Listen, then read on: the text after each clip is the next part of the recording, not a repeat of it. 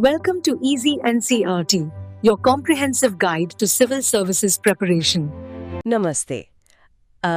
आज की इस विस्तृत चर्चा में एक बहुत ही महत्वपूर्ण और दिलचस्प विषय की गहराई में उतरने का समय आ गया है। बिल्कुल, और आज का हमारा पूरा फोकस है हरियाणा। हाँ, और यह चर्चा विशेष रूप से HCS यानी हरियाणा सिविल सेवा परीक्षा की तैयारी को ध्यान में रखकर तैयार की गई है। सही कहा। इस पूरी चर्चा का मिशन दरअसल एक आसान NCRT क्लास जैसा माहौल बनाना है। बिल्कुल, मतलब हम हरियाणा की बेसिक प्रोफाइल, इसकी जनसंख्या की और इसके उस समृद्ध इतिहास को खंगालेंगे जो हजारों साल पुराना है। और हमारा लक्ष्य यही है कि हम इन तथ्यों को इतने इंटरैक्टिव तरीके से समझें कि जानकारी का कोई बोझ न लगे। हाँ, सब कुछ बस एक दिलचस्प कहानी की तरह दिमाग में बैठ जाए। देखिए, ये अप्रोच परीक्षा के नजरिए से सबसे कारगर होती है। एक भावी प्रशासक के लिए केवल तथ्यों को रटना काफी नहीं है। असली कौशल तो ये समझने में है कि ये अलग-अलग दिखने वाले तथ्य आपस में कैसे गूंथे हुए हैं। एग्जैक्टली। किसी भी राज्य का भूगोल उसके इतिहास की दिशा तय करता है, और वही इतिहास आज की जनसांख्यिकी और प्रशासनिक चुनौतियों की नींव रखता है। और जब हम इन कड़ियों को आपस में जोड़ना सीख जाते हैं, तभी हम उस क्षेत्र की नब्ज को सही मायनों में पकड़ पाते हैं। तो चलिए इसे थोड़ा आसान बनाते हैं और भूगोल से शुरुआत करते हैं। चलिए, अगर हम भारत के नक्शे की कल्पना करें तो उत्तर पश्चिम में एक बहुत ही रणनीतिक हिस्से के रूप में स्थित है हरियाणा। 1 नवंबर 1966 को ये पंजाब से अलग होकर भारत का 17वां राज्य बना था। हाँ, और अगर हम अक्षांश और देशांतर के उन भारी भरकम आंकड़ों को देखें, मतलब 27 डिग्री 37 मिनट नॉर्थ से 30 डिग्री 35 मिनट नॉर्थ तक, और देशांतर में 74 डिग्री 28 मिनट ईस्ट से 77 डिग्री 36 मिनट ईस्ट तक। बिल्कुल, इन आंकड़ों में उलझने के बजाय इसे ऐसे समझ सकते हैं कि ये राज्य उत्तर पश्चिमी भारत का एक बहुत महत्वपूर्ण प्रवेश द्वार है। और इसका कुल क्षेत्रफल 44,212 वर्ग किलोमीटर है, जो कि पूरे भारत के भौगोलिक क्षेत्रफल का लगभग 1.34% ही है। देखने में ये भले ही एक छोटा हिस्सा लगे, लेकिन इसकी भौगोलिक विविधता वाकई हैरान करने वाली है। हाँ, एक तरफ उत्तर पूर्व में शिवालिक की हरी भरी पहाड़ियां हैं, तो दूसरी तरफ दक्षिण पश्चिम में राजस्थान से सटा हुआ रेतीला अर्ध मरुस्थलीय मैदान है, और बीच में यमुना और घग्गर नदियों का विशाल और उपजाऊ मैदान है। दक्षिण में अरावली की प्राचीन पर्वत श्रृंखलाएं भी मौजूद हैं। इतने विविध भूगोल वाले इस राज्य को चलाने के लिए प्रशासनिक ढांचा भी उसी स्तर का होना चाहिए। बिल्कुल, प्रशासन को सुगम बनाने के लिए पूरे राज्य को 6 मुख्य प्रशासनिक मंडलों में बांटा गया है। अंबाला, रोहतक, गुरुग्राम, हिसार, करनाल और फरीदाबाद। हाँ, और इनके अंतर्गत कुल 22 जिले आते हैं। अगर हम वर्तमान प्रशासनिक नेतृत्व पर नजर डालें तो हमारे स्रोत के अनुसार राज्य के राज्यपाल श्री बंडारू दत्तात्रेय हैं और मुख्यमंत्री श्री मनोहर लाल खट्टर हैं। प्रशासन की धुरी मुख्य सचिव होते हैं, जो श्री संजीव कौशल हैं, और इसके साथ ही कानून बनाने वाली विधानसभा के अध्यक्ष की जिम्मेदारी श्री ज्ञानचंद गुप्ता संभाल रहे हैं। राजनीतिक ढांचे की रूपरेखा भी स्पष्ट होनी चाहिए। हरियाणा विधानसभा में 90 सीटें हैं। राष्ट्रीय स्तर पर प्रतिनिधित्व की बात करें तो लोकसभा के लिए 10 और राज्यसभा के लिए 5 सीटें हैं। और राज्य की राजधानी चंडीगढ़ है, जो पंजाब और हरियाणा दोनों की साझा राजधानी है। चंडीगढ़ का जिक्र आते ही इसके शानदार डिजाइन की याद आती है। हाँ, जिसे स्विस फ्रांसीसी वास्तुकार ली कॉर्बुजिए ने तैयार किया था। ये शहर सुनियोजित शहरीकरण का एक बेहतरीन उदाहरण है। यहीं पर पंजाब और हरियाणा उच्च न्यायालय भी स्थित है, जिसके मुख्य न्यायाधीश जस्टिस गुरमीत सिंह संधवालिया हैं। अब यहाँ पर सबसे दिलचस्प बात यह है कि क्षेत्रफल में सिर्फ 1.34% होने के बावजूद हरियाणा की अर्थव्यवस्था बहुत बड़ी है। सही कहा। अगर हम पुराने आंकड़ों को आसान भाषा में समझें तो 2016-17 के आसपास, जहाँ राष्ट्रीय स्तर पर औसत आय 1,03,818 रुपए थी, वहीं हरियाणा में प्रति व्यक्ति आय 1,80,174 रुपए दर्ज की गई थी। मतलब राष्ट्रीय औसत से लगभग दुगनी। ये आर्थिक मजबूती रातों रात नहीं आई है। इसके पीछे उन नेताओं का विजन है जिन्होंने इस राज्य की नींव रखी थी। जब हम प्रशासन की बात करते हैं तो पहले चेहरों को याद रखना बहुत जरूरी हो जाता है। राज्य के पहले राज्यपाल श्री धर्मवीरा थे और पहले मुख्यमंत्री पंडित भगवत दयाल शर्मा थे। इन नामों को हमेशा ध्यान में रखना चाहिए क्योंकि ये अक्सर परीक्षाओं में बुनियादी सवालों के रूप में सामने आते हैं। बिल्कुल। चलिए, इतिहास और राजनीति से थोड़ा हटकर एक छोटा सा इंटरैक्टिव क्विज करते हैं। राज्य पशु के बारे में आपका क्या विचार है? एक प्रशासक के तौर पर ये तो टिप्स पर होना चाहिए। राज्य पशु काला हिरण है, जिसे हम ब्लैक बक भी कहते हैं। और राज्य पक्षी? वो काला तीतर है, यानी ब्लैक फ्रैंकोलिन।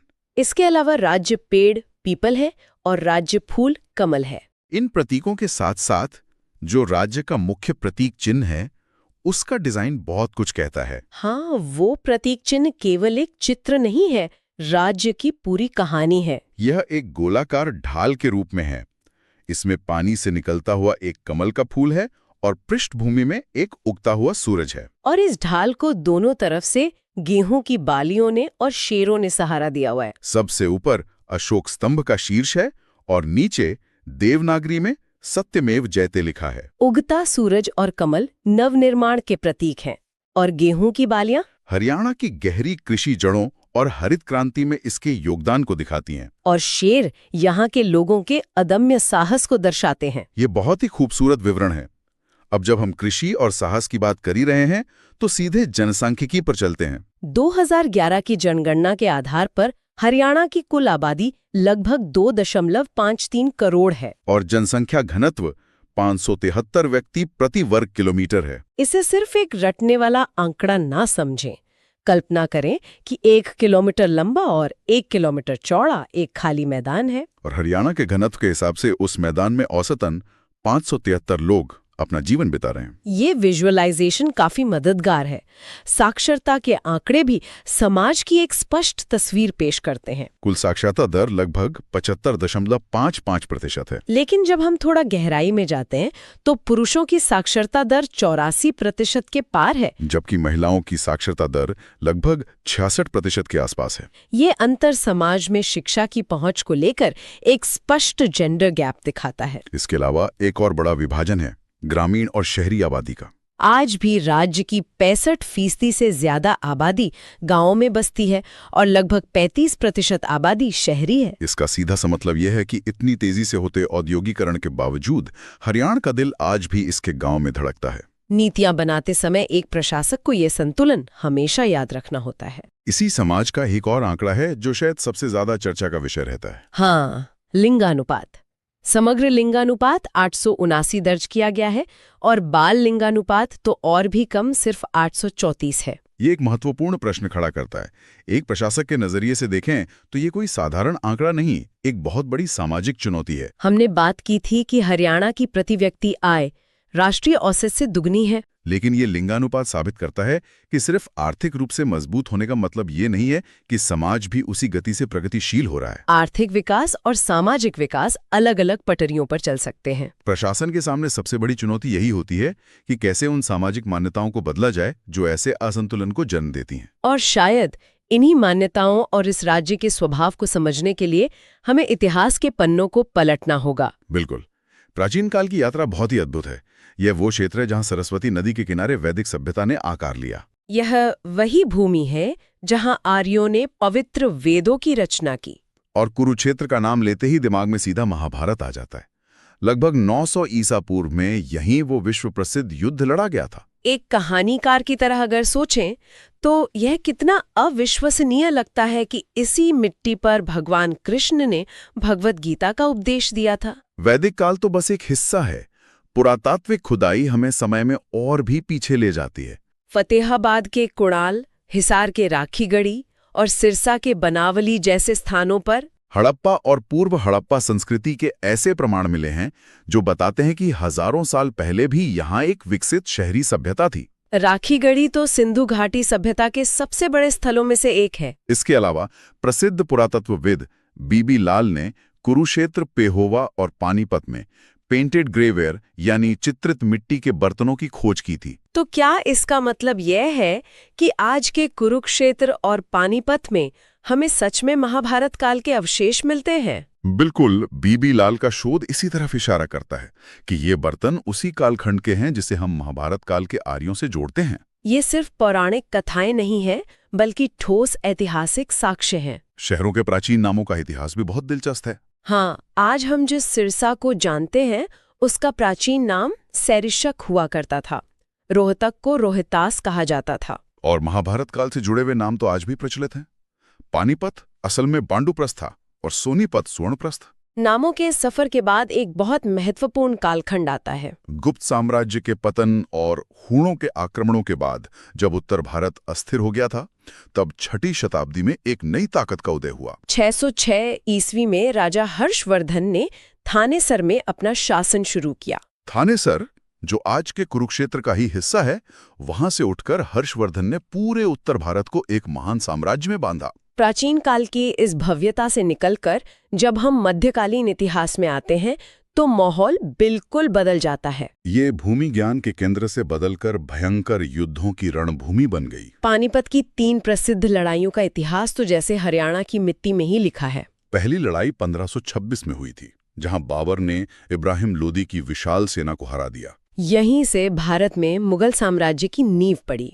दूसरी लड़ाई 1556 में हुई, जिसमें अकबर की सेना का सामना रेवाड़ी के वीर हेमचंद्र विक्रमादित्य यानी हेमू से हुआ। और तीसरी लड़ाई 1761 में हुई, जहां अहमद शाह अब्दाली ने मराठों को एक विनाशकारी युद्ध में हरा दिया। अक्सर ये सवाल मन में आता है कि आखिर ये सारे बड़े युद्ध पानीपत या हरियाणा के मैदानों में ही क्यों लड़े गए? अगर हम इसे बड़े परिप्रेक्ष्य से जोड़ें तो इसका जवाब पूरी तरह से हरियाणा के भूगोल में छिपा है। सही कहा, हरियाणा हमेशा से उत्तर भारत का प्रवेश द्वार रहा है। खैबर दर्रे से आने वाले किसी भी आक्रमणकारी को अगर दिल्ली पर कब्जा करना था तो उसे इसी रास्ते से गुजरना पड़ता था। इसके अलावा हरियाणा के विशाल और सपाट मैदान बड़ी सेनाओं और तोपखाने के इस्तेमाल के लिए बिल्कुल अनुकूल थे। और दिल्ली की निकटता इसे सत्ता की चाबी बनाती थी। इसी सुरक्षा को ध्यान में रखते हुए 12वीं शताब्दी में पृथ्वीराज चौहान ने तरावड़ी और हांसी में मजबूत किले बनवाए थे। 1191 के तराइन के पहले युद्ध में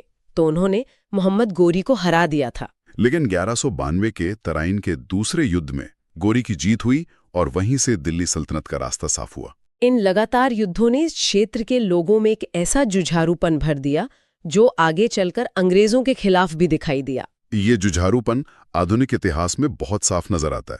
1803 में ईस्ट इंडिया कंपनी ने इस क्षेत्र पर कब्जा कर लिया था, लेकिन यहाँ के लोगों ने उन्हें कभी दिल से स्वीकार नहीं किया। 1857 के विद्रोह की बात होती है तो लोग मेरठ को याद करते हैं, लेकिन ऐतिहासिक तथ्य बताते हैं कि 13 मई 1857 को हरियाणा के अंबाला कैंट में सैनिकों का विद्रोह पहले ही सुलग चुका था। अंबाला से शुरू हुई ये चिंगारी पूरे क्षेत्र में फैल गई। अहिरवाल क्षेत्र में राव तुलाराम और बल्लभगढ़ में नाहर सिंह जैसे नायकों ने अंग्रेजों के खिलाफ सीधा मोर्चा खोल दिया था। 1857 के इस विद्रोह के कारणों को गहराई से समझना एक प्रशासक के लिए बहुत जरूरी है। ये कोई अचानक भड़का हुआ गुस्सा नहीं था, दशकों के शोषण का परिणाम था। अंग्रेजों की नई राजस्व नीतियां पूरी तरह से शोषणकारी थी। किसानों पर इतने भारी कर थे कि खेती नामुमकिन हो गई थी। इसके साथ ही अंग्रेजों ने उन स्थानीय ग्राम पंचायतों को नष्ट कर दिया जो सदियों से न्याय की रीढ़ थीं। जब न्याय व्यवस्था खत्म हो गई तो समाज में भारी अस्थिरता आ गई और सिर्फ किसान ही नहीं, शासक वर्ग भी डलहौजी के हड़प नीति से डरा हुआ था। रानिया, कैथल और थानेसर जैसी रियासतों पर जिस तरह से कब्जा किया गया था उसने भारी असुरक्षा पैदा कर दी। ये सारा असंतोष एक साथ ज्वालामुखी की तरफ फट पड़ा। ये इतिहास बताता है कि नीतियां जब जमीनी हकीकत को नजरअंदाज करती हैं तो क्या होता है। इस महासंग्राम के बाद जब स्वतंत्रता आंदोलन नए रूप में शुरू हुआ तब भी हरियाणा ने हर मोर्चे पर अपनी उपस्थिति दर्ज कराई। 1885 में जब भारतीय राष्ट्रीय कांग्रेस बनी तो अंबाला के लाला मुरलीधर ने प्रतिनिधित्व किया था। लाला लाजपत राय की राजनीतिक गतिविधियों का बड़ा केंद्र हिसार रहा था। स्वदेशी आंदोलन हो या पंडित नेकीराम शर्मा के नेतृत्व में होम रूल आंदोलन, यहाँ के लोगों ने बढ़ चढ़कर हिस्सा लिया। और INA यानी आजाद हिंद फौज में तो हरियाणा के युवाओं ने बड़ी संख्या में जान की बाजी लगाई। इस दौर में कुछ ऐसे चेहरे भी उभरे जिन्होंने समाज की दिशा बदल दी। सर छोटू राम का नाम सबसे प्रमुख है, जिन्हें किसानों का मसीहा कहा जाता है।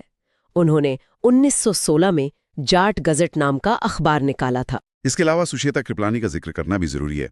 वे उत्तर प्रदेश की पहली महिला मुख्यमंत्री बनी और उनका जन्म अंबाला में हुआ था। और चौधरी देवीलाल जिन्हें देश आज भी ताऊ कहकर बुलाता है, वे भारत के उप प्रधानमंत्री के पद तक पहुंचे। तो इन सब का क्या मतलब है? इतने सारे युद्ध, आंदोलन, इतने सारे आंकड़े, इन सबको एक साथ देखने का क्या निष्कर्ष निकलता है? इसका सीधा सा निष्कर्ष ये है कि इतिहास, भूगोल और समाजशास्त्र एक ही कहानी के अलग अलग अध्याय हैं। भूगोल ने इस राज्य को प्रवेश द्वार बनाया और उसकी कीमत यहाँ के लोगों ने सदियों तक युद्ध लड़कर चुकाई। उन्हीं संघर्षों ने यहाँ के लोगों के डीएनए में एक ऐसा जुझारूपन पैदा किया जो आज भी नजर आता है। चाहे वो खेलों में मेडल जीतना हो या हरित क्रांति का नेतृत्व करना हो। एचसीएस परीक्षा के लिए सिर्फ ये जानना काफी नहीं है कि क्या हुआ, ये समझना अहम है कि वो क्यों और कैसे हुआ। ये विश्लेषण वास्तव में एक प्रशासक की सोच को आकार देने के लिए बहुत महत्वपूर्ण है। बिल्कुल। आज के इस डीप डाइव को खत्म करने से पहले एक अंतिम गहरा सवाल जिस पर सभी को विचार करना चाहिए। कल्पना कीजिए, जो भूमि कभी वैदिक सभ्यता का उद्गम स्थल रही है, जिसने आधुनिक भारत को हरित क्रांति और उच्च प्रति व्यक्ति आय का उपहार दिया है, वह आज प्राकृतिक संसाधनों के मोर्चे पर इतनी बड़ी चुनौतियों का सामना क्यों कर रही है? पिछले 4 दशकों में यहाँ के भूजल स्तर में 50% की भारी गिरावट आई है। और हमने लिंगानुपात की गंभीर समस्या पर तो बात की ही है, एक भावी प्रशासक के रूप में। इन ऐतिहासिक और भौगोलिक अंतर्विरोधों को समझना और समाधान खोजना ही आपकी असली परीक्षा है। इसी विचार के साथ हम आज की ये विस्तृत चर्चा यहीं समाप्त करते हैं। सीखते रहें और तथ्यों के पीछे छिपी असली कहानी को हमेशा तलाशते रहें। चैनल की इस विशेष चर्चा और गहन विश्लेषण में बहुत बहुत स्वागत है। आज हम जिस विषय पर बात करने जा रहे हैं वो सिर्फ HPSC, HCS परीक्षा की तैयारी करने वाले विद्यार्थियों के लिए ही नहीं, बल्कि हर उस व्यक्ति के लिए दिलचस्प है जो भारत के भूगोल और अर्थव्यवस्था को गहराई से समझना चाहता है। हाँ बिल्कुल। और देखिए, आज का हमारा जो मिशन है ना, वो बहुत ही स्पष्ट है। हम हरियाणा की भूगोल, यहाँ की बदलती जलवायु, नदियों का जाल, नहरों का तंत्र और जो दशकों पुराना SYL विवाद है, उसके साथ साथ राष्ट्रीय उद्यानों से जुड़े तथ्यों का विश्लेषण करेंगे। लेकिन एक बात मैं यहाँ साफ कर दूं, हम इन तथ्यों को सिर्फ रटने वाले नहीं हैं। हम इन सब के पीछे छिपे विज्ञान, इतिहास और उस क्यों को समझने की कोशिश करेंगे। वही तो सबसे जरूरी है, ताकि वो आहा मोमेंट मिल सके जहां चीजें एकदम शीशे की तरह साफ हो जाती हैं। एकदम सही कहा। अक्सर जब हम इतनी सारी जानकारी एक साथ देखते हैं ना, तो थोड़ा इन्फॉर्मेशन ओवरलोड महसूस होता है। लेकिन आज हम इसे एक बहुत ही तार्किक और दिलचस्प कहानी की तरह खोलने वाले हैं। और इस गहन विश्लेषण का मुख्य उद्देश्य ही यही है कि हम ये समझ सकें कि कोई भी भौगोलिक या ऐतिहासिक तथ्य अलग थलग काम नहीं करता। हर एक चीज आपस में जुड़ी हुई है। हाँ, सब कनेक्टेड है। बिल्कुल। जब हम HPCS जैसी परीक्षाओं की बात करते हैं तो अक्सर तथ्यों का एक बहुत बड़ा पहाड़ सामने खड़ा कर दिया जाता है। लेकिन अगर हम रटने के बजाय उनके संदर्भ को समझ लें, जैसे कि कोई नदी अगर किसी खास दिशा में बह रही है तो क्यों बह रही है, सही पकड़ा, या कोई नहर किसी विशेष जिले से ही क्यों निकाली गई है, तो वो ज्ञान लंबे समय तक दिमाग में टिका रहता है। और किसी भी परीक्षा में, या यूं कहें कि विषय की असली समझ में, यही स्पष्टता सबसे बड़ा हथियार बनती है। तो चलिए इस कहानी की शुरुआत एकदम बुनियादी बात से करते हैं, यानी हरियाणा के भौगोलिक परिदृश्य से। ये बात मुझे हमेशा हैरान करती है कि हरियाणा पूरे भारत के कुल क्षेत्रफल का मात्र 1.34% हिस्सा है। सिर्फ 1.34%। सोचिए। वही तो। फिर भी देश की खाद्य सुरक्षा से लेकर खेलों तक में इसका योगदान कितना विशाल है। अगर इसके नक्शे पर नजर डालें तो ये पूरी तरह से एक लैंडलॉक्ड राज्य है, यानी इसकी कोई समुद्री सीमा नहीं है। हाँ, बल्कि यह चारों तरफ से जमीन और अन्य राज्यों से घिरा हुआ है। इसके पड़ोस में 5 राज्य और 2 केंद्र शासित प्रदेश आते हैं। उत्तर पूर्व में हिमाचल प्रदेश है, दक्षिण पश्चिम में राजस्थान का सूखा इलाका है, जो कि इसकी जलवायु को बहुत प्रभावित करता है। बिल्कुल। और पूर्व में उत्तर प्रदेश और उत्तराखंड है, और उत्तर पश्चिम में पंजाब है। और हाँ, दिल्ली और चंडीगढ़ जैसे 2 बेहद महत्वपूर्ण केंद्र शासित प्रदेश भी इसकी सीमाओं को छूते हैं। ये भी एक बड़ा फैक्टर है इसकी इकोनॉमी के लिए। एकदम। अगर हम क्षेत्रफल के हिसाब से देखें तो सिरसा राज्य का सबसे बड़ा जिला है, जबकि फरीदाबाद सबसे छोटा। यहाँ जो सबसे दिलचस्प पहलू उभर कर आता है वो ये है कि आमतौर पर बाहर के लोग हरियाणा को सिर्फ एक चौड़ा समतल कृषि मैदान मान लेते हैं। ऐसा लगता है कि बस जहां तक नजर जाए वहां तक खेत ही खेत हैं। हाँ, मूवीज और टीवी में भी तो यही दिखाते हैं। वही ना, लेकिन असल में इसका भूगोल बहुत ही विविधता से भरा हुआ है। अगर हम इसे वैज्ञानिक और भौगोलिक नजर से बांटें तो इसके 4 मुख्य हिस्से सामने आते हैं। सबसे बड़ा हिस्सा बेशक यमुना घग्गर का मैदान है, जिसने इसे कृषि का गढ़ बनाया है। पर सिर्फ मैदान तो नहीं है ना वहाँ? बिल्कुल नहीं। इसके उत्तर पूर्व में हिमालय की तलहटी में शिवालिक की पहाड़ियां भी हैं, जो राज्य को एक ऊंचाई और अलग तरह की वनस्पति देती हैं। वहीं अगर हम एकदम उल्टी दिशा में यानी दक्षिण पश्चिम की तरफ जाएं, तो राजस्थान से सटा हुआ रेतीला और अर्ध मरुस्थलीय मैदान मिलता है, जहाँ आपको रेत के ऊंचे ऊंचे टीले देखने को मिलेंगे। हाँ, और अंत में दक्षिण की तरफ अरावली की प्राचीन पहाड़ियां हैं। ये विविधता ही तय करती है कि राज्य के किस हिस्से में क्या उगेगा और कहाँ किस तरह की चुनौतियां सामने आएंगी। और देखिए, यही भौगोलिक विविधता सीधे तौर पर यहाँ की जलवायु को भी प्रभावित करती है। हम सब जानते हैं कि हरियाणा की गर्मियाँ कितनी भयानक होती हैं। तापमान 45 डिग्री सेल्सियस तक पहुंच जाता है। गर्मी तो वहाँ की एक अलग ही लेवल की होती है। सही में। लेकिन परीक्षा के लिहाज से और एक डीप अंडरस्टैंडिंग के लिए सिर्फ ये जानना काफी नहीं है कि यहाँ गर्मी पड़ती है। कोपेन के जलवायु वर्गीकरण का नाम अक्सर सामने आता है। हाँ, कोपेन क्लासिफिकेशन। इसमें CWA, BWH, BSH जैसे शब्द देखने को मिलते हैं। पहली बार में ये किसी कोड वर्ड की तरह लगते हैं। आखिर ये वर्गीकरण इतना महत्वपूर्ण क्यों है और इसका असल में मतलब क्या है? ये बहुत ही शानदार सवाल है। देखिए, कोपेन का वर्गीकरण भूगोल का एक ऐसा टूल है जो सिर्फ तापमान नहीं बल्कि बारिश और वनस्पति के पैटर्न को भी समझाता है। अच्छा, मतलब पूरी पिक्चर दिखाता है। एकदम। जब हम CWA कहते हैं तो इसका मतलब है उप उष्णकटिबंधीय जलवायु, यानी सब ट्रॉपिकल क्लाइमेट, जहां सर्दियां शुष्क होती हैं लेकिन गर्मियों में अच्छी बारिश होती है। करनाल, अंबाला और कुरुक्षेत्र का कुछ हिस्सा इसी CWA श्रेणी में आता है। और इसीलिए ये इलाके चावल और गन्ने की खेती के लिए इतने उपयुक्त हैं। बिल्कुल सही पकड़ा। इसके विपरीत जब हम BWH यानी गर्म मरुस्थलीय या हॉट डेजर्ट जलवायु की बात करते हैं, तो इसका सीधा मतलब है कि सिरसा और हिसार जैसे जिलों में सिर्फ गर्मी नहीं पड़ती, बल्कि वहां की मिट्टी और हवा का मिजाज पूरी तरह राजस्थान जैसा है। यानी पानी वहां भाप बनकर बहुत जल्दी उड़ जाता होगा। हाँ, इवेपोरेशन रेट बहुत हाई होता है और बाकी बचा हुआ जो बड़ा हिस्सा है वो BSH यानी अर्धशुष्क या सेमी एरिड जलवायु में आता है। विद्यार्थियों के लिए ये कोड रटना नहीं बल्कि ये समझना जरूरी है कि इसी BWH और BSH वाले इलाकों को खेती के लायक बनाने के लिए ही तो हमें नहरों और सिंचाई के उस विशाल तंत्र की जरूरत पड़ी, जिसने पूरे राज्य की तस्वीर ही बदल दी। एग्जैक्टली। भूगोल ही तय कर रहा है कि हमें कहाँ कितनी मेहनत करनी है। क्या बात है। और जब सिंचाई और पानी की बात आती है तो नहरियों का जिक्र तो अपने आप आ जाता है। अगर हम हरियाणा की नहरियों के ड्रेनेज पैटर्न को देखें तो ये बहुत ही स्पष्ट रूप से 2 हिस्सों में बंटता हुआ नजर आता है, उत्तर और दक्षिण। हाँ, एक तरफ वो नदियां हैं जो उत्तर से आती हैं और दूसरी तरफ वो जो दक्षिण से आती हैं। उत्तर में शिवालिक की पहाड़ियों से निकलने वाली नदियों में घग्गर, मारकांडा, टैंगरी और चौतांग शामिल हैं। मारकांडा की एक बहुत ही अहम सहायक नदी बेगना भी है, जो काफी बारिश के टाइम एक्टिव होती है। सही कहा। वहीं दूसरी तरफ दक्षिण में जो नदियां हैं वो अरावली की पहाड़ियों से निकलती हैं, जैसे दोहान, कृष्णावती और साहिबी। और अगर हम इस पूरे तंत्र को बड़े पैमाने पर देखें ना, तो इन नदियों का व्यवहार बहुत अलग अलग है।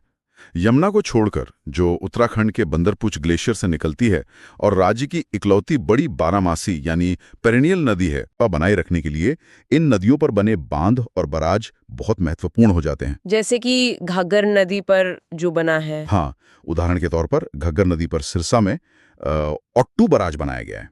ये सिर्फ एक दीवार नहीं है, ये उस पूरे अर्धशुष्क इलाके के लिए जीवन रेखा है।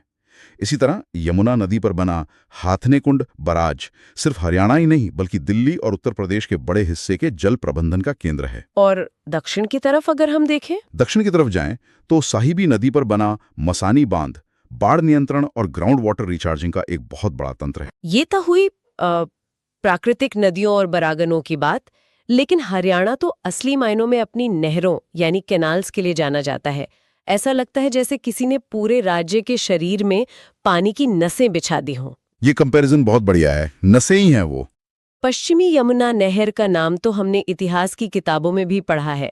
ये राज्य की सबसे पुरानी नहर है, जो ताजेवाला बराज से निकलती है और करनाल, पानीपत, सोनीपत, जिंद और रोहतक जैसे जिलों की प्यास बुझाती है। और इसका इतिहास तो मुगल काल तक जाता है। वही तो। इसके अलावा यमुना के ओखला बराज से निकाली गई गुरगांव कैनाल भी है। और फिर एक बहुत ही विशाल और महत्वाकांक्षी परियोजना का नाम आता है, वो है भाखरा कैनाल, जो कि एक इंजीनियरिंग मार्वल है। बिल्कुल।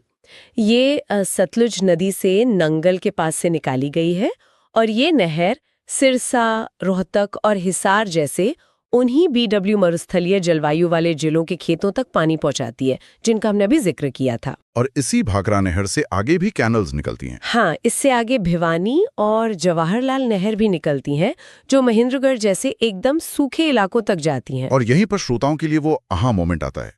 अगर आप इन नहरों के जाल को उस जलवायु वर्गीकरण वाले नक्शे के ऊपर रखकर देखें तो समझ आएगा कि ये नहरें सिर्फ पानी के रास्ते नहीं हैं। तो क्या है ये? ये वो धमनियां हैं जिन्होंने उस सूखे अर्ध मरुस्थलीय इलाके को भारत की हरित क्रांति यानी ग्रीन रेवोल्यूशन का गढ़ बना दिया। 1970 के दशक में जो खाद्यान्न उत्पादन में चमत्कारिक उछाल आया था ना, जिसने हमारे देश को अनाज के मामले में आत्मनिर्भर बनाया। एकदम सही, वो इन्हीं नहरों के दम पर संभव हो पाया था। पश्चिमी यमुना नहर, जिसे बाद में अंग्रेजों ने और फिर आजाद भारत की सरकारों ने आधुनिक बनाया, ये इंजीनियरिंग और इंसानी इच्छा शक्ति का एक बेहतरीन नमूना है। हरित क्रांति, इंजीनियरिंग और पानी के बंटवारे की बात हो और सतलुज यमुना लिंक यानी SYL नहर का जिक्र ना हो, ऐसा तो हो ही नहीं सकता। ये तो एक ऐसा मुद्दा है जो हमेशा चर्चा में रहता है। हाँ, SYL एक ऐसा शब्द है जो अखबारों के पन्नों से लेकर सुप्रीम कोर्ट के गलियारों तक दशकों से गूंज रहा है। ये 214 किलोमीटर लंबी एक प्रस्तावित नहर है, जिसका 122 किलोमीटर हिस्सा पंजाब में और बाकी 92 किलोमीटर हिस्सा हरियाणा में पड़ता है। लेकिन देखिए, ये मुद्दा इतना उलझा हुआ क्यों है? इस मुद्दे को समझने के लिए हमें भावनाओं से हटकर पूरी तरह से तथ्यात्मक और निष्पक्ष नज़र से इसके इतिहास में जाना होगा। इसकी जड़ें 1960 के दशक में हुए पंजाब के पुनर्गठन से जुड़ी हैं, जब हरियाणा एक अलग राज्य बना था। अच्छा, वहां से शुरुआत होती है। हाँ, जल बंटवारे का पहला बड़ा मील का पत्थर 1976 में आया, जब केंद्र सरकार ने एक अधिसूचना जारी की जिसमें हरियाणा और पंजाब दोनों को 3.5 मिलियन एकड़ फीट यानी MAF पानी आवंटित किया गया। एक मिनट, यहाँ मैं थोड़ा रोकना चाहूंगी। ये 3.5 मिलियन एकड़ फीट या MAF सुनने में तो एक साधारण आंकड़ा लगता है, लेकिन असली में ये कितना पानी है? क्योंकि बिना ऐसे समझे इस विवाद की गहराई नहीं समझ आएगी। ये बहुत अच्छा पॉइंट उठाया आपने। इसे ऐसे विजुअलाइज कीजिए, अगर आप 1 मिलियन यानी 10 लाख एकड़ जमीन लें और उस पूरी जमीन पर 1 फुट की ऊंचाई तक पानी भर दें, तो वो 1 MAF होता है। बाप रे, 10 लाख एकड़ पर 1 फुट पानी! बिल्कुल।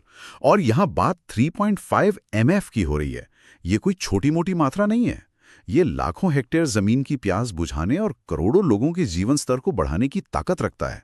इसीलिए ये विवाद इतना गहरा है। अब समझ आया। इस समझौते के बाद 1982 में तत्कालीन प्रधानमंत्री इंदिरा गांधी ने पटियाला के कपूरी गांव में इस नहर की आधारशिला भी रखी थी। लेकिन फिर 1980 के दशक में पंजाब में हालात बिगड़ गए थे।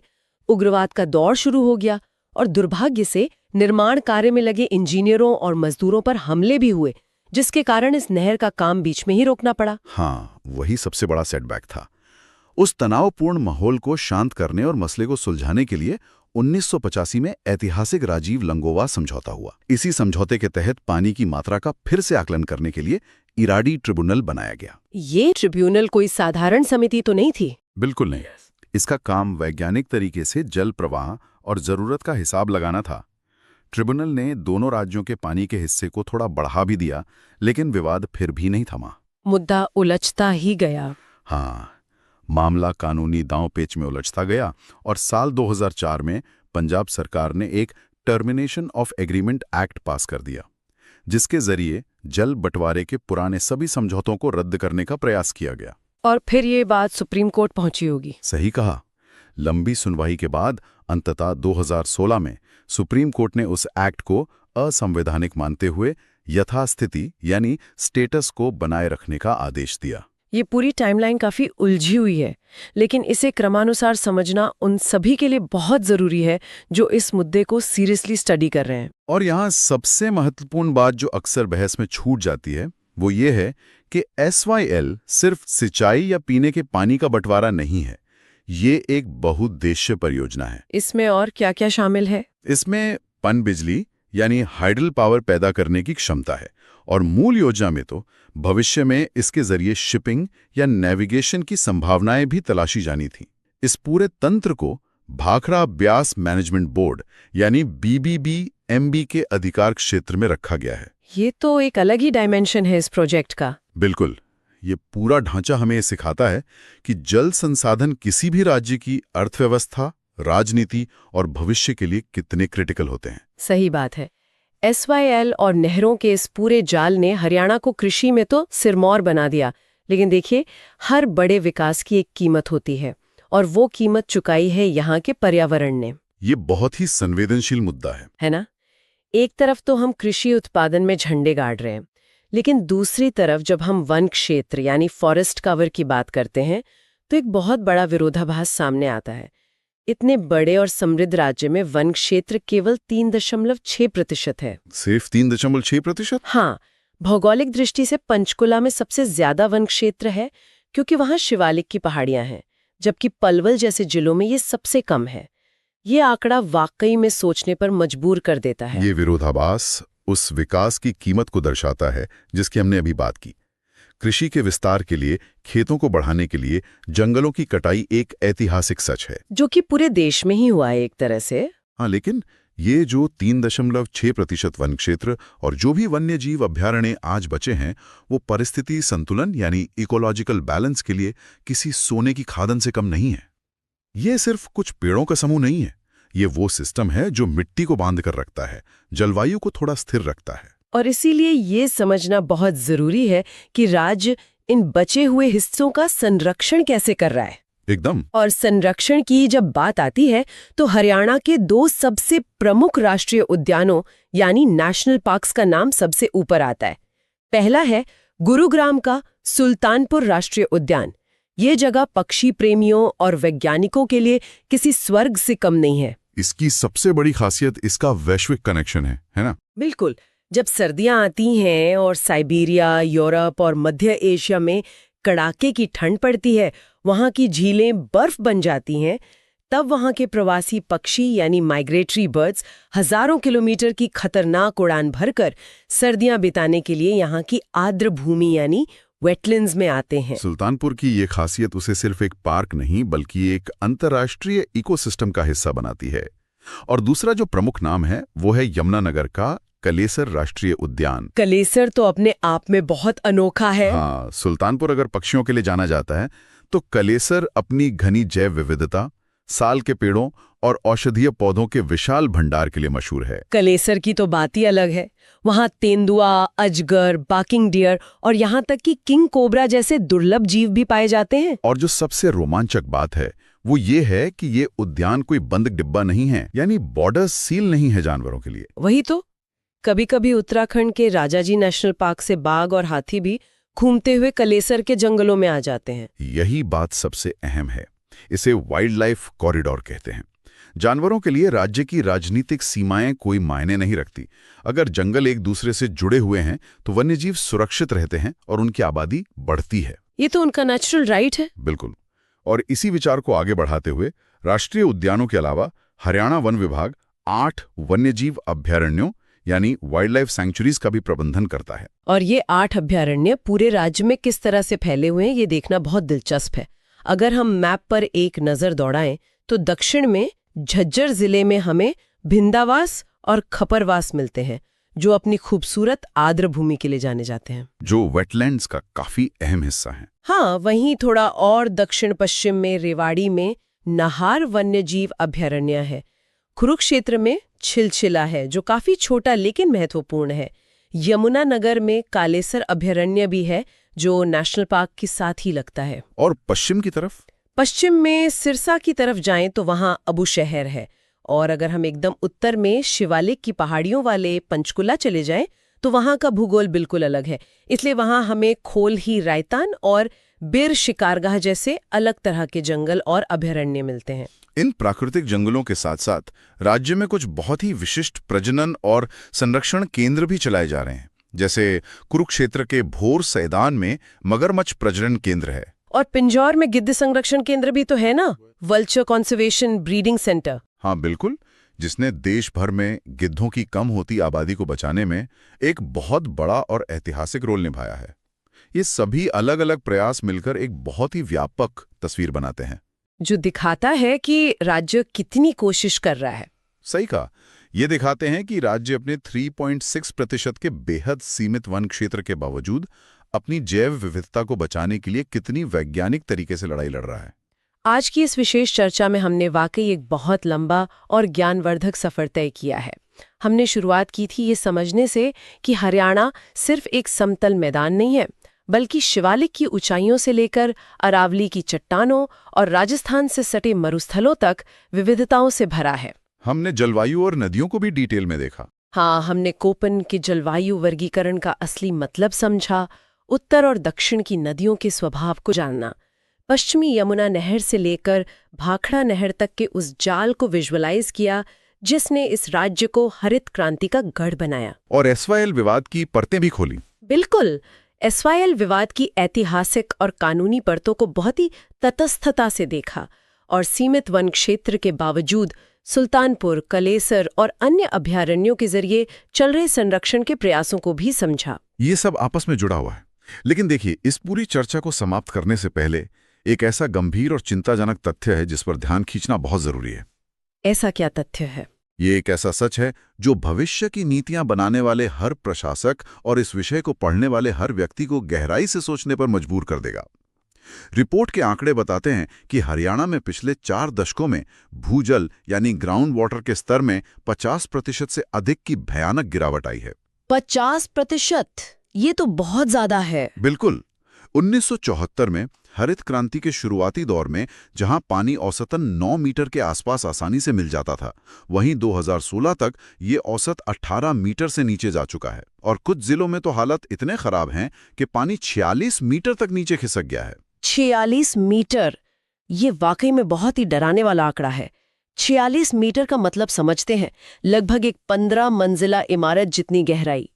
1970 के दशक में जो किसान एक बहुत ही साधारण पंप से आसानी से पानी निकाल लेता था, आज उसे धरती का सीना चीरकर पानी निकालने के लिए भारी भरकम इंडस्ट्रियल मोटरों और लाखों रुपयों की जरूरत पड़ रही है। का विषय है।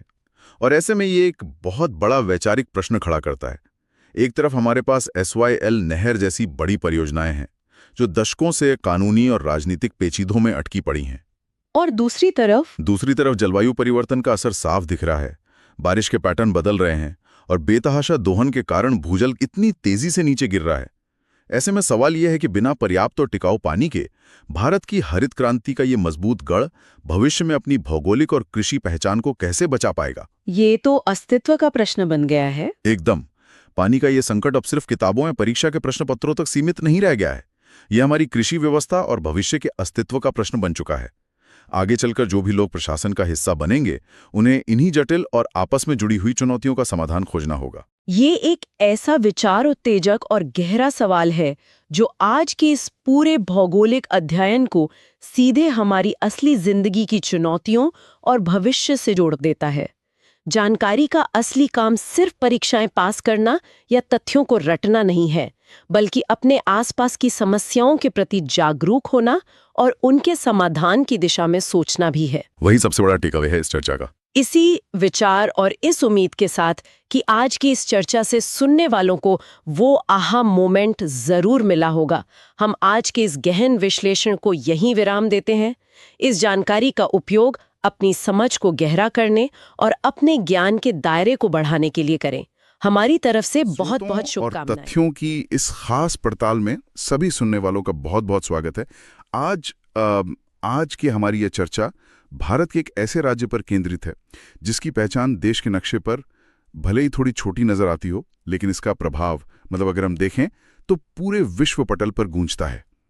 हम बात करें हरियाणा की। जी बिल्कुल। और एक ऐसा राज्य जो अपनी जीवंत संस्कृति, अनूठे मेलों और ठेठ खानपान के साथ साथ आधुनिक उद्योगों और खेलों के अखाड़े में भी एक बेजोड़ शक्ति बन चुका है। सही कहा। मतलब हैरानी होती है कि एक तरफ महाभारत के कुरुक्षेत्र की वो ऐतिहासिक जमीन है जहां सदियों पहले गीता का ज्ञान गूंजा था, और दूसरी तरफ आज का एकदम आधुनिक गुड़गांव है जहां गगनचुंबी इमारतें हैं, दुनिया भर की मल्टीनेशनल कंपनियों के दफ्तर आसमान छू रहे हैं।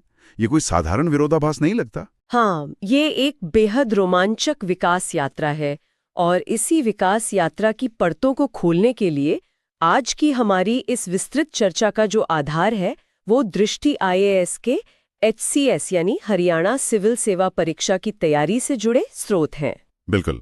और इन प्रामाणिक अध्ययन सामग्रियों का विश्लेषण करके ना हम ये समझने की कोशिश करेंगे कि कैसे भारत के कुल भौगोलिक क्षेत्र का महज 1.34% हिस्सा घेरने वाला ये राज्य आज कृषि, उद्योग और ओलंपिक खेलों का एक पावर हाउस बन गया है। और अगर हम इसे बड़े परिप्रेक्ष्य से जोड़कर देखें तो समझ आता है कि सफलता कोई रातों रात हुआ चमत्कार नहीं है। सबसे बड़ी उपलब्धि ये है कि अत्याधुनिक विकास की इस तेज आंधी में भी इस राज्य ने अपनी मिट्टी और अपनी जो प्राचीन सांस्कृतिक जड़ें हैं ना, उनको पूरी मजबूती से पकड़ कर रखा है। चलिए इसे थोड़ा विस्तार से समझते हैं और शुरुआत करते हैं उस चीज से जो किसी भी संस्कृति की सबसे बुनियादी पहचान होती है, वहां की जमीन और वहां का खान पान। जब भी हरियाणा का जिक्र होता है तो एक बहुत ही मशहूर लोक कहावत है जो एकदम से याद आ जाती है, देसा में देश हरियाणा जे दूध दही का खाना। जी, बहुत ही सटीक कहावत है। स्रोतों में इस खान पान का जो विवरण मिलता है वो बेहद सादगी भरा है लेकिन पोषण से भरपूर है। घर में बिलोए गए ताजे मक्खन को स्थानीय भाषा में नूनी या टिंडी कहा जाता है। अरे वाह, नूनी और टिंडी। और ये कल्पना करना ही कितना सुखद है ना कि सर्दियों की सुबह हो, बाजरे की गर्मा गर्म खिचड़ी परोसी गई हो और उसके साथ स्वादिष्ट कढ़ी या ढेर सारा शुद्ध देसी घी हो। बिल्कुल। और इसके अलावा मीठे में गाजर का हलवा, खीर और गेहूं के आटे व छाछ से बनने वाली राबड़ी जैसे मिष्ठान यहाँ के पारंपरिक भोजन की जान है। ये सिर्फ पेट भरने का जरिया नहीं है, ये एक पूरी जीवन शैली है। हाँ, एक जीवन शैली। और इस जीवन शैली की खासियत ये है कि ये सिर्फ लोकगीतों में नहीं है। सही बात है, ये राज्य के आर्थिक और कृषि आंकड़ों में भी बहुत स्पष्ट रूप से झलकती है। दूध दही के इस राज्य में प्रति व्यक्ति दूध की उपलब्धता का आंकड़ा लगभग 660 ग्राम प्रतिदिन है। सुनने वालों के लिए ये एक हैरान करने वाला तथ्य हो सकता है कि पूरे भारत का जो राष्ट्रीय औसत है ना, वो केवल 232 ग्राम प्रतिदिन है। 232 ग्राम के मुकाबले 660 ग्राम, ये तो एक बहुत ही विशाल अंतर है। जी, और इसी के साथ हरियाणा पूरे देश में दूसरे स्थान पर मजबूती से खड़ा है। ये आंकड़ा इस बात का सीधा प्रमाण है कि पशुपालन यहाँ के ग्रामीण जीवन का कितना अभिन्न अंग है। दूध उत्पादन का ये स्तर वाकई चौंकाने वाला है। और जब इतने बड़े पैमाने पर डेयरी की बात होती है तो यकीनन इसके पीछे कोई विशेष नस्ल या मतलब कोई वैज्ञानिक प्रयास भी जुड़ा ही होगा। बिल्कुल जुड़ा है, और यहाँ मुर्रा नस्ल का उल्लेख करना सबसे जरूरी हो जाता है। ये नस्ल अपने अभूतपूर्व दूध उत्पादन क्षमता के लिए न सिर्फ भारत में बल्कि पूरी दुनिया में जानी जाती है। अच्छा, मुर्रा नस्ल। हाँ, राज्य की अर्थव्यवस्था में इसके महत्व को देखते हुए ही इसे हरियाणा का ब्लैक गोल्ड यानी काला सोना कहा जाता है। इस काले सोने को सहेजने और इसके संवर्धन के लिए वैज्ञानिक संस्थानों का बहुत बड़ा योगदान रहा है। जैसे कि कौन से संस्थान? करनाल में स्थित नेशनल डेयरी रिसर्च इंस्टीट्यूट और हिसार का central institute for research on buffaloes, ये इस दिशा में लगातार काम कर रहे हैं। इन संस्थानों ने ना भ्रूण प्रत्यारोपण और उन्नत ब्रीडिंग जैसी तकनीकों के जरिए पारंपरिक पशुपालन को एक आधुनिक डेयरी उद्योग में तब्दील कर दिया है। यानी परंपरा का विज्ञान के साथ एक बहुत ही सटीक और सफल तालमेल यहाँ देखने को मिलता है, और शायद यही तालमेल यहाँ की खेतीबाड़ी और कृषि क्षेत्र की रीढ़ भी है। एकदम सही, ये तालमेल कृषि में और भी बड़े स्तर पर दिखाई देता है। आज भी राज्य की लगभग 70% आबादी सीधे तौर पर कृषि और उससे जुड़ी गतिविधियों पर निर्भर है। इतिहास के पन्नों को पलटें तो 1970 के दशक में जब भारत में हरित क्रांति की लहर आई थी, हाँ, ग्रीन रेवोल्यूशन, जी, तब हरियाणा ने उस क्रांति का नेतृत्व करने वाले राज्यों में अपनी जगह बनाई थी। इसी की बदौलत भारत, जो कभी अनाज के लिए दूसरे देशों पर निर्भर था, खाद्य उत्पादन में पूरी तरह से आत्मनिर्भर बन सका। ये तो बहुत बड़ी बात है। बिल्कुल। और इस पूरी क्रांति को जमीन पर उतारने में हिसार की चौधरी चरण सिंह हरियाणा कृषि विश्वविद्यालय ने एक बहुत ही निर्णायक भूमिका निभाई थी। इन्होंने नई तकनीकों और उन्नत बीजों को सीधे किसानों के खेतों तक पहुंचाया। यहाँ बात और भी ज्यादा दिलचस्प हो जाती है, क्योंकि जो समाज अपनी मिट्टी, खेती और मौसम से इतना गहरा जुड़ा होता है, उसकी कला, उसके त्योहार और मेले भी उसी मिट्टी की खुशबू से सराबोर होते हैं। मेलों की जब बात आती है ना, तो फरीदाबाद का सूरजकुंड इंटरनेशनल क्राफ्ट्स मेला एक ऐसा नाम है जिसने पूरी दुनिया में अपनी एक अलग पहचान बनाई है। जी, ये सिर्फ एक मेला नहीं है, बल्कि हस्तशिल्प का एक महाकुंभ है। और स्रोतों के अनुसार इस मेले के विस्तार का ग्राफ बहुत तेजी से ऊपर गया है। 2013 में इसे आधिकारिक तौर पर अंतर्राष्ट्रीय स्तर का दर्जा देकर अपग्रेड किया गया था। 2013 में? हाँ। इस मेले की विशालता और इसके वैश्विक स्वरूप का अंदाजा आप इस बात से लगा सकते हैं कि 2019 के आयोजन में भारत का महाराष्ट्र राज्य इसका थीम स्टेट था और थाईलैंड इसका पार्टनर नेशन था। ये दुनिया भर के शिल्पकारों के लिए अपनी कला दिखाने का एक बहुत बड़ा मंच है। कमाल है। लेकिन देखिए, सूरजकुंड तो एक वैश्विक उदाहरण है। अगर हम राज्य की लोक आस्था की गहराई में जाएं, तो स्थानीय मेलों का महत्व और भी बढ़ जाता है। जैसे गुड़गांव का मसानी मेला। मसानी मेला? जी, ये विशाल मेला चेचक की देवी माता मसानी के प्रति लोगों की गहरी श्रद्धा और सम्मान का प्रतीक है, जहां दूर दूर से लोग मन्नतें मांगने आते हैं। आस्था और प्रकृति का ये जो संगम है, ये त्योहारों में भी बहुत खूबसूरती से नजर आता है। हमारे स्रोतों में तीज और गणगौर का बहुत ही विशेष उल्लेख है। तीज त्योहार से जुड़ा एक तथ्य है जो मतलब किसी को भी आश्चर्यचकित कर सकता है। वो लाल कीड़े वाला तथ्य? बिल्कुल। सावन के महीने में जब मॉनसून की पहली बारिश होती है, तो यहाँ की मिट्टी से एक बहुत ही छोटा लाल रंग का मखमली कीड़ा बाहर निकलता है। स्थानीय बोली में उस कीड़े को ही तीज कहा जाता है। उसी नन्हे जीव के नाम पर बारिश का स्वागत करने वाले इस पूरे त्योहार का नाम पड़ा है। ये वाकई बहुत खूबसूरत बात है। ये दर्शाता है कि यहाँ के लोगों का प्रकृति के छोटे से छोटे जीव के साथ कैसा आत्मीय रिश्ता है। एकदम सही। और प्रकृति और जीवन चक्र का ये रिश्ता अन्य त्योहारों में भी निरंतर बना रहता है। मार्च के महीने में आने वाले गणगौर त्योहार में युवा लड़कियां अच्छे जीवन साथी और सुखी वैवाहिक जीवन की कामना के साथ देवी गौरी की पूजा करती हैं। इसी तरह अगस्त सितंबर के दौरान गुगा नवमी का त्योहार मनाया जाता है, जो नाग पूजा से जुड़ा है। जी, ये पूरी तरह से नाग पूजा की प्राचीन परंपरा से जुड़ा है। ये सभी त्योहार ग्रामीण जीवन और कृषि चक्र के साथ साथ चलते हैं। और जब इन्हीं ग्रामीण हाथों से कला का निर्माण होता है, तो हस्तशिल्प का रूप ले लेती है। झज्जर जिले की मिट्टी से बने घड़ों का जिक्र इस चर्चा में बहुत जरूरी है। हाँ, उनकी तो बात ही अलग है। बिल्कुल। ये केवल पानी रखने के बर्तन नहीं है, बल्कि इनकी कारीगरी और मिट्टी की शुद्धता ऐसी है कि ये पानी को प्राकृतिक रूप से एक बेहद मीठा और सौंधा स्वाद दे देते हैं।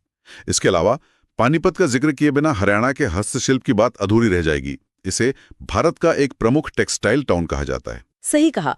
यहाँ के हैंडलूम, बुनी हुई दरियां और घर सजावट के कपड़े सिर्फ देश में ही नहीं बल्कि विदेशों में भी निर्यात किए जाते हैं। हस्तशिल्प की इस सूची में रोजमर्रा के इस्तेमाल में आने वाली वो चीजें भी शामिल हैं जिन्हें बड़ी ही बारीकी से कलात्मक रूप दिया जाता है। जैसे फर्रुखानगर के मुढ़े। जी बिल्कुल। फर्रुखानगर में सरकंडा नाम की एक विशेष प्रकार की लंबी घास से मुढ़े बनाए जाते हैं। ये गोल स्टूल आज शहरी घरों की बालकनियों की शान बढ़ाते हैं।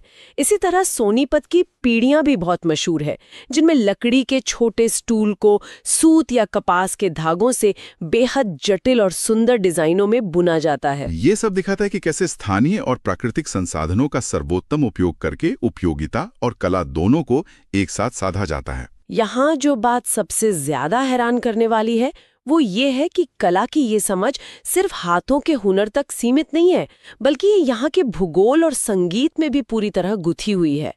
लोक संगीत का भूगोल पर ऐसा प्रभाव शायद ही कहीं और देखने को मिले। आप गांवों के नाम की बात कर रही है ना? हाँ, चरखी दादरी जिले में ऐसे कई गांव हैं जिनका नामकरण ही संगीत के शास्त्रीय रागों के आधार पर किया गया है। टोडी, असावेरी, मालकोशना और भैरवी, ये सभी उन गांवों के नाम हैं।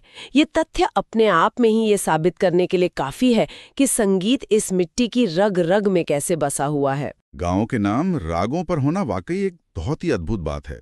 और इस सांगीतिक परंपरा में हर समुदाय का अपना एक अलग और अनूठा स्वर है। स्रोतों से पता चलता है कि अहीर समुदाय द्वारा विशेष रूप से राग पीलू का प्रयोग किया जाता है। जी, और अगर हम गायन के जरिए कहानियां सुनाने की परंपरा की बात करें तो हरियाणा की किस्सा परंपरा बहुत ही गहरी और समृद्ध है। बिल्कुल।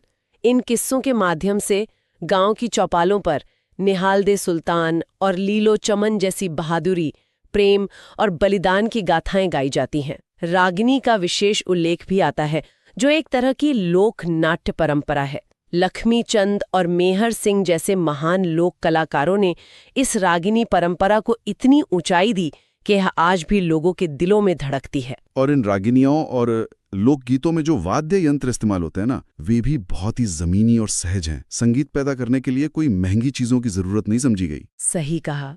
जैसे घर में रखा मिट्टी का घड़ा, जिसके ऊपर रबर का एक कवर कसकर बांध दिया जाता है और फिर वो एक बेहतरीन ड्रम का काम करता है, या फिर रसोई की पीतल की थाली, जिसे एक लकड़ी की छड़ी से लयबद्ध तरीके से पीटकर संगीत की ताल बनाई जाती है। इनके साथ पारंपरिक वाद्य यंत्र मिलकर एक बहुत ही ऊर्जावान माहौल तैयार करते हैं। और संगीत के साथ जब यहाँ का लोक नृत्य जुड़ता है तो वो ऊर्जा अपने चरम पर पहुंच जाती है। हमारे अध्ययन सामग्री में जिन नृत्यों का वर्णन है, उनके पीछे की कहानियां बहुत रोचक हैं। सबसे पहले बात धमाल नृत्य की। जी, जिसकी जड़ें महाभारत काल से जुड़ी मानी जाती हैं। बिल्कुल।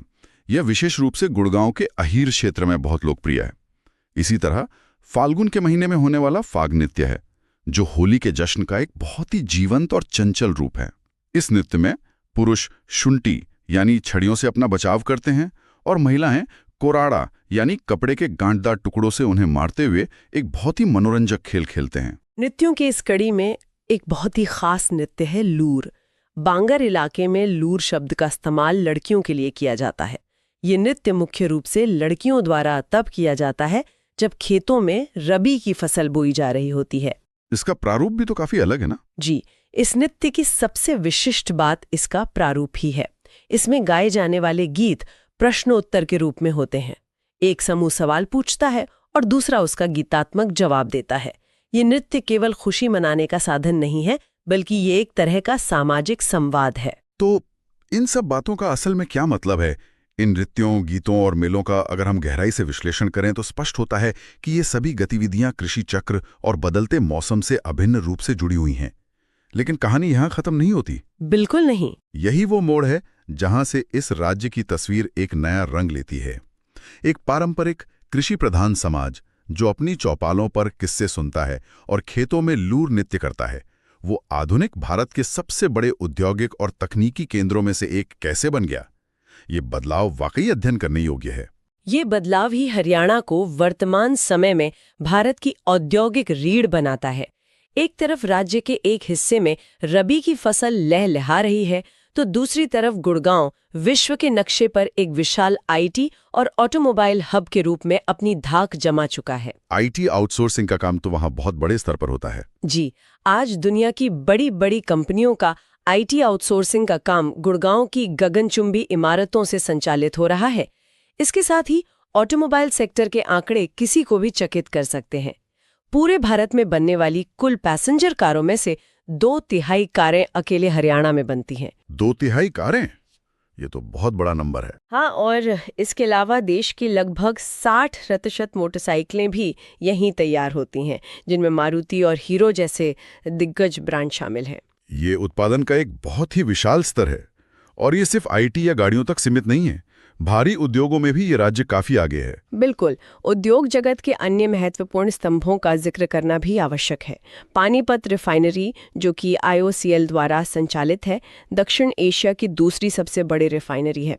इसी तरह यमुनानगर में BILT यानी बल्लारपुर इंडस्ट्रीज लिमिटेड स्थापित है, जो देश की सबसे प्रमुख और बड़ी पेपर मिल में गिनी जाती है। खेती में सर्वोच्च, उद्योगों में अग्रणी, लेकिन एक ऐसा क्षेत्र है जहां हरियाणा की बराबरी करना शायद किसी के लिए भी मुमकिन नहीं है, और वो क्षेत्र है खेलकूद। ओलंपिक हो, एशियन गेम्स हो या कॉमनवेल्थ गेम्स, पोडियम पर हरियाणा के खिलाड़ियों का दबदबा एकदम स्पष्ट नजर आता है। जी, वो तो हम सब देखते ही हैं। कुश्ती के अखाड़े से निकले सुशील कुमार का उदाहरण हमारे सामने है, जिन्होंने 2008 के बीजिंग ओलंपिक में कांस्य और 2012 के लंदन ओलंपिक में रजत पदक जीता। और साक्षी मलिक की उपलब्धि तो और भी बड़ी है।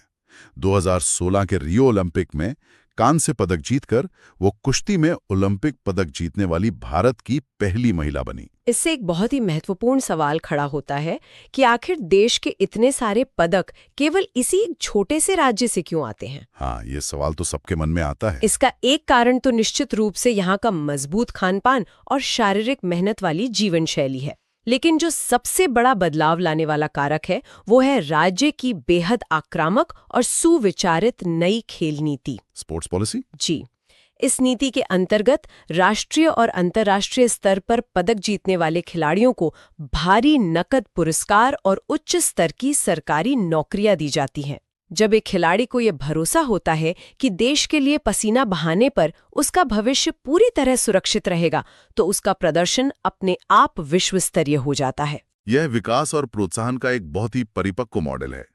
आज के इन सभी स्रोतों और तथ्यों पर चर्चा करने के बाद यह स्पष्ट है कि यह केवल एक राज्य का भौगोलिक या आर्थिक विवरण नहीं है। यह आगे बढ़ने और विकसित होने का एक ऐसा मॉडल है जिससे बहुत कुछ सीखा जा सकता है। बिल्कुल सही कह रहे हैं आप। हरियाणा यह साबित करता है कि कोई भी समाज अपनी लोक परंपराओं जैसे सरकंडे के मूढ़े बनाना, बाजरे की खिचड़ी का स्वाद लेना या चौपालों पर रागिनी सुनना और ब्लैक गोल्ड यानी खेती किसानी की अपनी मजबूत जड़ों से गहरे जुड़े रहकर भी आधुनिक दुनिया पर राज कर सकता है। वो आईटी आउटसोर्सिंग का केंद्र बन सकता है, ऑटोमोबाइल निर्यात को लीड कर सकता है और ओलंपिक पोडियम पर तिरंगा लहरा सकता है। इस संतुलन की जितनी भी सराहना की जाए कम है। एक पैर अपनी गहरी, मजबूत और पारंपरिक जमीन पर पूरी दृढ़ता से टिका हुआ है और दूसरा पैर आधुनिक तकनीक और भविष्य के वैश्विक मंचों की ओर तेजी से बढ़ रहा है। यही इस राज्य की असली ताकत है। एकदम सही। और श्रोतों की इस लंबी और दिलचस्प पड़ताल के अंत में एक ऐसा विचार सामने आता है जिस पर गहराई से मंथन करने की आवश्यकता है। आज हमने देखा कि कैसे गुड़गांव के चमकते आईटी पार्क गेहूं के हरे भरे खेतों के ठीक बगल में खड़े हैं जी। लेकिन जैसे जैसे शहरीकरण और तेजी से बढ़ता औद्योगिकरण राज्य को बदल रहा है, हरियाणा की उन पुरानी किस्सा कहने की मौखिक परंपराओं और चौपालों पर होने वाले सांग का भविष्य क्या होगा? आने वाली पीढ़ी गांव के ब्लैक गोल्ड और शहर की सिलिकॉन वैली के बीच इस सांस्कृतिक संतुलन को कैसे बनाए रखेगी? यह एक बहुत ही गहरा सवाल है। जी, क्या आने वाले समय में ये जड़ें और मजबूत होंगी या आधुनिकता की इस आंधी में कुछ पीछे छूट जाएगा? ये एक ऐसा सवाल है जो सुनने वालों को खुद से पूछना चाहिए और इस पर खुद से और गहराई से सोचना चाहिए। आज की इस विस्तृत चर्चा में हमारे साथ बने रहने के लिए बहुत बहुत धन्यवाद।